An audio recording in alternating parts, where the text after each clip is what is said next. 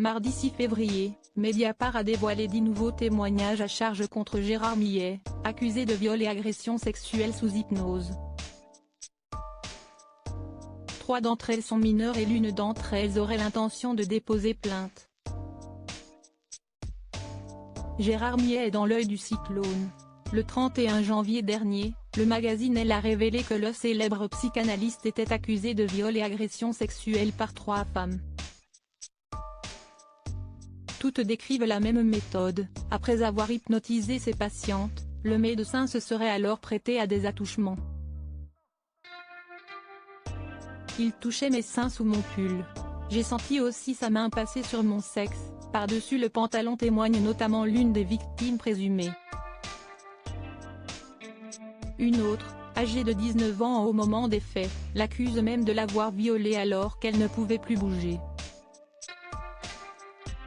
Il y a quelques jours, Gérard Millet s'est exprimé pour la première fois auprès de BFM TV. Il n'y a jamais eu quoi que ce soit qu'on puisse qualifier d'agression sexuelle ou, pire, de viol.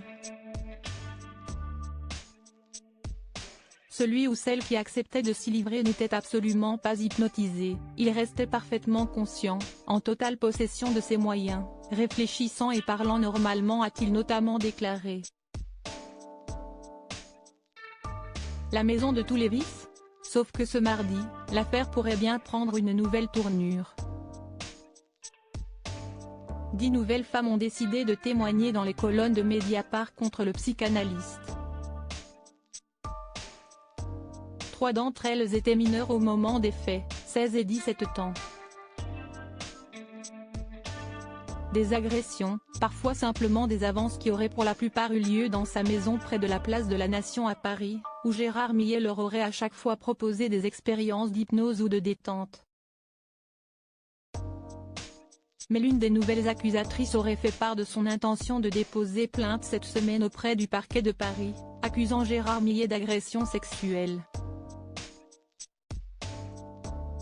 Après avoir repoussé de premières avances mais avoir continué à le voir dans un but intellectuel, cette étudiante de l'une de ses classes à l'université raconte une soirée qui a mal tourné. Il a ouvert une bouteille de champagne. Il n'en a pas bu une goutte, j'ai bu toute la bouteille.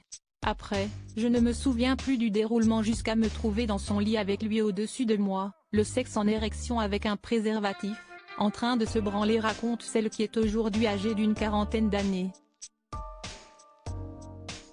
Des faits que le psychanalyste a de nouveau niés auprès de Mediapart, assurant n'avoir jamais contraint personne. La justice pourrait désormais s'emparer de cette affaire ô combien retentissante.